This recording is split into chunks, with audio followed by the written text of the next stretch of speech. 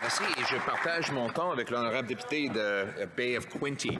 Madame la Présidente, nous sommes en train de revivre une expérience économique et scientifique que proposent des politiciens chaque probablement 30 ans, juste après que les gens ont oublié la dernière expérience.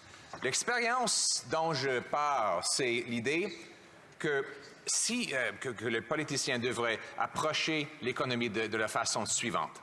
Si quelque chose bouge, on le taxe. Si ça continue de bouger, on le réglemente. Et si ça arrête de bouger, on le subventionne. Et c'est exactement l'approche que prend le gouvernement actuel. On a vu un gouvernement qui a créé un Canada qui est le deuxième plus lent pays pour offrir un permis de construction. On a des réglementations pour rendre 25 ans pour approuver une mine. On a un pays qui applique davantage de taxes sur le dos des petites et moyennes entreprises et ça empêche la production économique. Donc, le gouvernement essaie de subventionner toutes ces choses-là. Parlons, par exemple, de logement. Le premier ministre, depuis son arrivée en pouvoir, préside sur un pays qui a le moins de maisons parmi tous les pays du G7 par capita, même si on a le plus grand montant de terrain. Pourquoi? Parce que ça prend des fois 10 ans pour approuver un développement de construction. Que fait le premier ministre? Il subventionne et il donne des grands chèques aux politiciens municipaux qui empêchent cette construction-là. C'est la raison pour laquelle Vancouver est le 3e et Toronto est le 10e ville le plus cher dans tout le monde, partout dans le monde, même si on est un pays avec beaucoup de terrain. Ici au Canada, le coût d'une maison moyenne est presque le double qu'aux États-Unis, même si eux autres ont 10 fois plus de personnes à loger sur un terrain plus petit. En même temps, ils ont empêché 2 oléoducs et ils ont subventionné un 3e.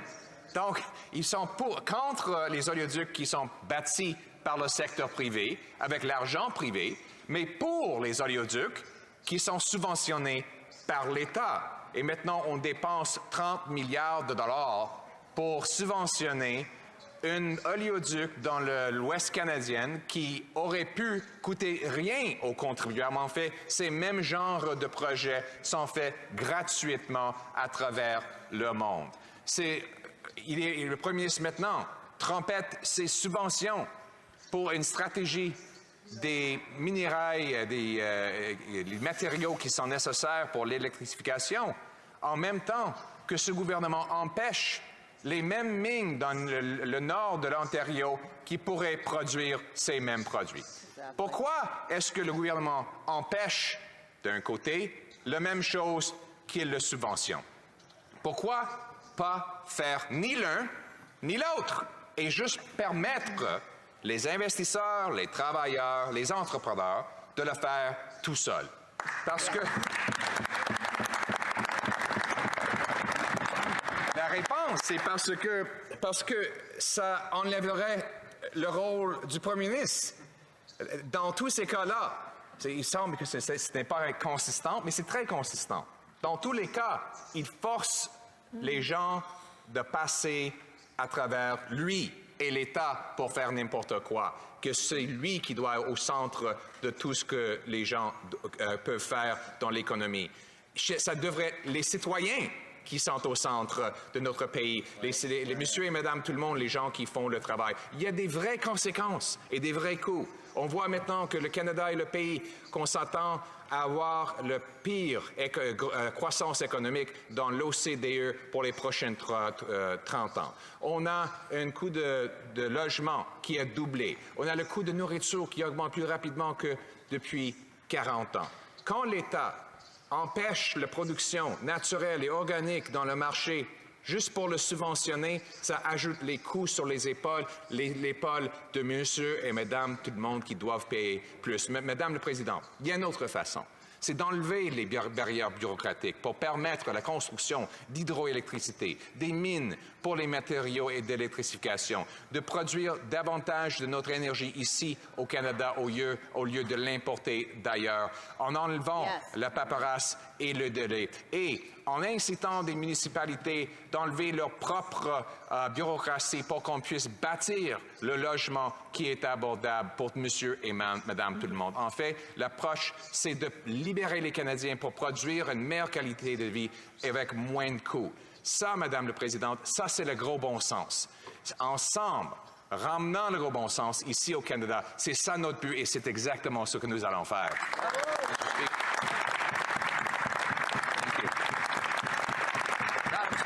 Madame la Présidente, on est en train de vivre une expérience. Et ce n'est pas sans précédent, c'est une expérience qu'on essaye tous les 30 ans dès qu'on l'oublie.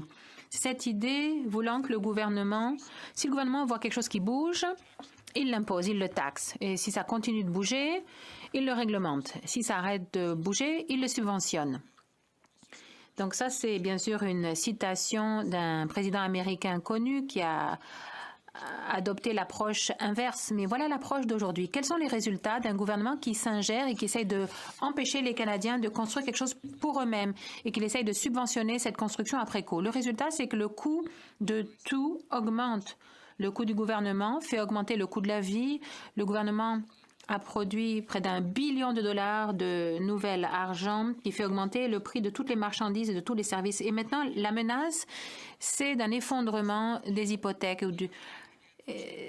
Alors, ils ont bloqué 2 pipelines, 2 oléoducs, mais en ont subventionné un 3e. Ce n'est pas qu'ils sont contre les oléoducs, Madame la Présidente, c'est juste qu'ils sont uniquement pour les oléoducs qu'on peut construire à même les deniers publics. Ils bloquent des mines, toutes les mines dans le nord de l'Ontario, dans la couronne de feuilles. Maintenant, ils veulent subventionner ces mêmes mines.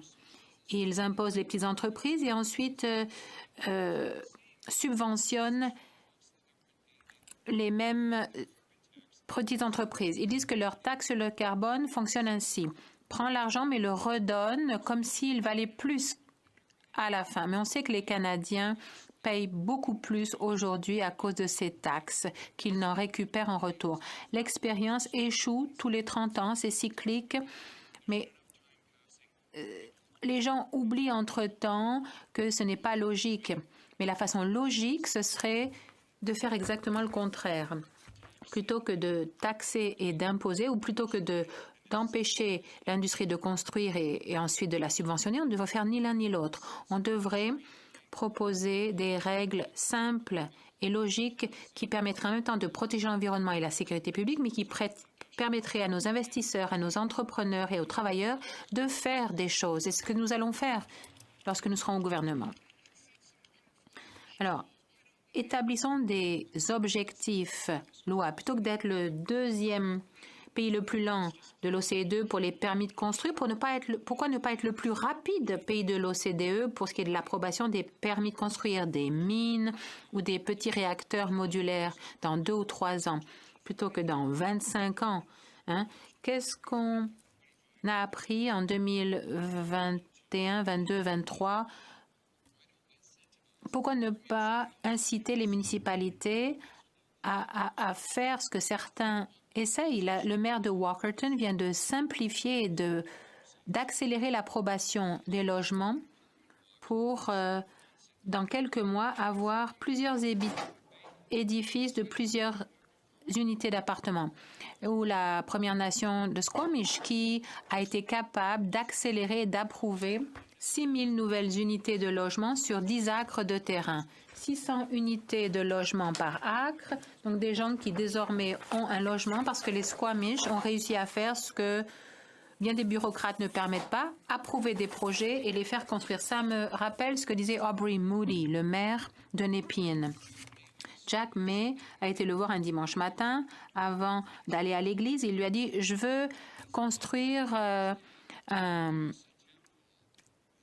concessionnaire Alors, ils ont rencontré les ingénieurs et en l'espace de 48 heures, ils avaient eu l'approbation. Dans 72 heures, on a commencé la construction et le concessionnaire est toujours là, 70 ans plus tard, à Népines. Donc ça, c'est le bon gros sens.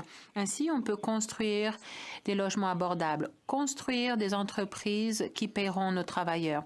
On peut laisser les travailleurs ramener une plus grosse part de leur chèque de paie. C'est ça l'objectif de notre gouvernement. Il faut que le Canada fonctionne pour les travailleurs. Ils pourront ainsi bénéficier des coûts inférieurs d'une taxe sur le carbone qui ne sera plus là. Il faut alléger les taxes, récompenser les travailleurs, permettre aux Premières Nations de développer leur économie, permettre à nos économies et à nos industries de se développer. Éliminons les gardiens de privilèges, ramenons la sécurité, imposons des conséquences graves pour les récidivistes. Ne nous en prenons pas aux gens qui respectent les lois. Éliminons la censure et le contrôle centralisé que ce gouvernement essaie d'imposer aux Canadiens. Quand on dit qu'on va ramener le bon gros sens, on veut redonner le contrôle et l'argent aux entrepreneurs, aux travailleurs, aux gens qui travaillent dur au quotidien et qui savent mieux que quiconque comment vivre leur vie. C'est le bon gros sens. Nous sommes unifiés pour ce bon gros sens.